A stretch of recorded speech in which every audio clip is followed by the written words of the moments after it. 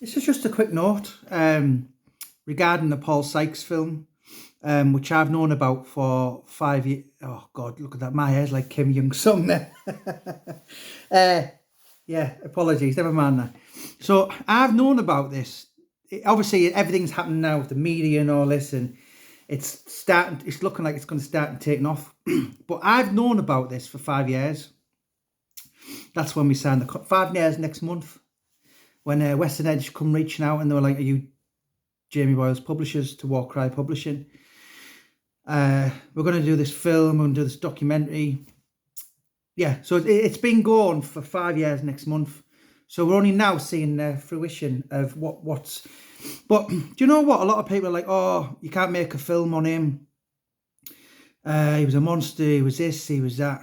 When you look and you think of how many films they've done on Chopper Reed, the Essex Boys, the Craze, Charles Bronson, Lenny McLean, even people like Ted Bundy, John Wayne Gacy. It's absolutely littered with bad guys. You know, regardless of what emotion you've got of Mr. Sykes, whether you were a victim, and I've met them, or you only have good, and I've met them as well. I've met a lot of them. I've met people who've cried in front of me for both reasons, for victims, and I've met a couple of people who I've definitely met a good 3 people who cried in front of me and said, "Oh, we miss him," and people did. So listen, I didn't know him. I didn't know him, but for good or bad reasons, the guy had an interesting life, right? Albeit negative and a waste of time, and dying in the gutter. There's certainly no legacy. There's nothing. If anything, you could probably. He is an example, a prime example of how once upon a time a man could have had everything, had nothing. And did life karma come round 360 and totally bite him on the ass? I think there's only one man who can really comment, and wherever he is now, he is. I'm sure he'll be paying for whatever he's done. But do you know what? The Craze, all these different. Believe it or not, right? They weren't nice people. They were monsters, and in actual fact, they were murderers. Paul Sykes never committed any acts of murder. The last couple of years, I mean, obviously there's been talk of the Roy Shaw film happening. Jack Spot, Once We Rule London, that come out a couple of years back.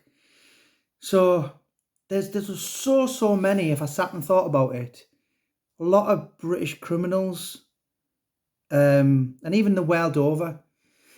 So, like, it doesn't defy. It's yes, he was a bastard, he was a monster, but he had an interesting life, and this is why film company has come, signed the contract, and are going to heavily invest in the millions to make this guy's life come back on the big screen. I haven't read the script yet, although it's been done and it's been proofread. But I do know the film starts from 1989 and it will finish in 2007. So that will really cover his rise from being a 43-year-old who everyone was scared of, and he was classed as Britain's most dangerous prisoner. Very, very scary man. Really extremely dangerous. He wasn't your average criminal. To the point where he was this frail old pathetic excuse of a man.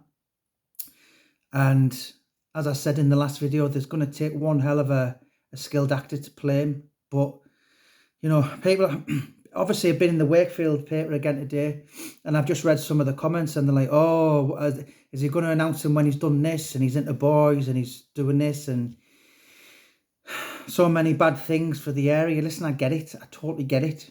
Can't deny any of it. But when you read a lot of the bad, if you sit and have a look, the Sayers film's going to be done. Um, yeah, if you sit and think about all the characters, the infamous, notorious, well-known names, there's a lot out there that, in my opinion, are not anywhere near as interesting.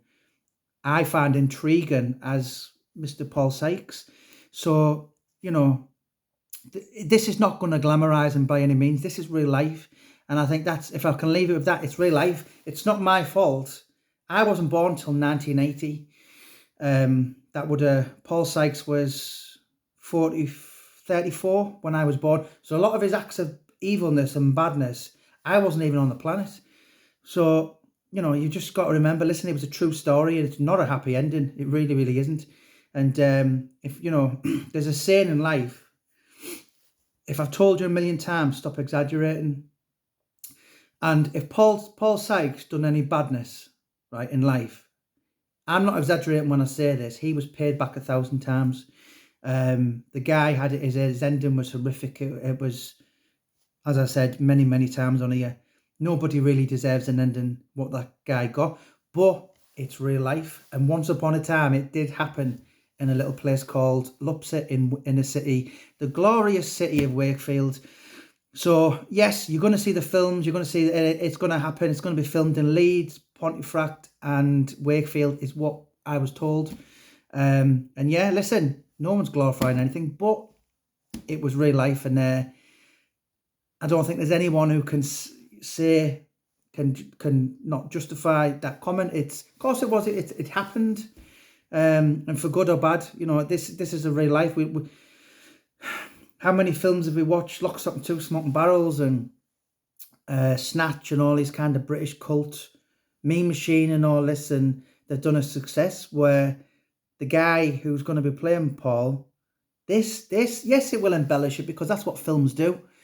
You know, and there will be a little bit of stories that are just made up a little bit for that camera.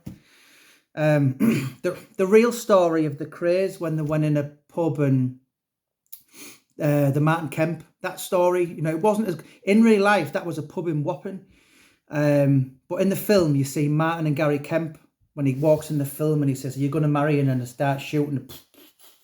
That was completely, the story did happen, but it was made up for the films. And I'm sure that, you know, there'll be a lot of dramatization into the totally one-off, unique, which was the life and times of Paul Sykes. So listen, yeah, read a lot of comments. Oh, why are you doing this? And there shouldn't be a film on him. Listen, there's millions of people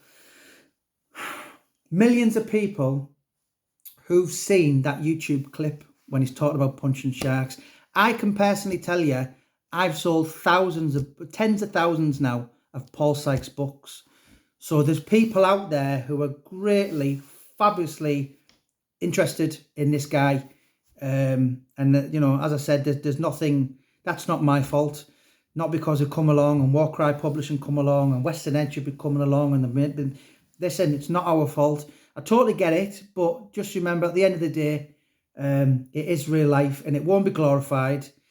You know, they've done films on Jack the Ripper. I watched a film the other night on Netflix about the Yorkshire Ripper. So these are real life stories, and Western Edge Pictures, who have a lot of bows in their arrows, and they've done the Paul Gascoigne one. They've made the Joe Calzaghe film. They've done the Prevenge. They've done some of Billy Piper, Rare Beasts. They're doing some of Paul Gascoigne now, some other jockey. So these are like professional people who know what they're doing. So I've got every faith in Vaughan Civil and Leo Bill, who's written a script, to come out and produce something absolutely blinding, because regardless of what you think of him, this story is so unique and I can see it. And I think eventually, I know I was talking to someone not a while back, similar down the line, I think something will happen with the Lee Duffy thing. Yeah, one of the biggest channels got in touch with me and a certain couple of other people, and they want to do certain things on that. But that I'll probably reveal after another day. But yeah, listen, Paul Sykes, you've already got your opinions on him, and it's nothing to do with me. I'm sure, listen, there've been many of us out there who knew him before I was born, couldn't stand him, bully, monster. And then there's the other side, which say, well, actually, hang on a minute. I got to know him. I spent a bit of time with him, and I was always all right with him. So regardless of what your opinion is of him, you tend to, if you've been around the Paul Sykes story, you have this mixed emotion, and it's either rah, can't stand him, or it's God, I miss him, that kind of thing. So thanks for your time, guys. Don't forget to click and subscribe. God bless.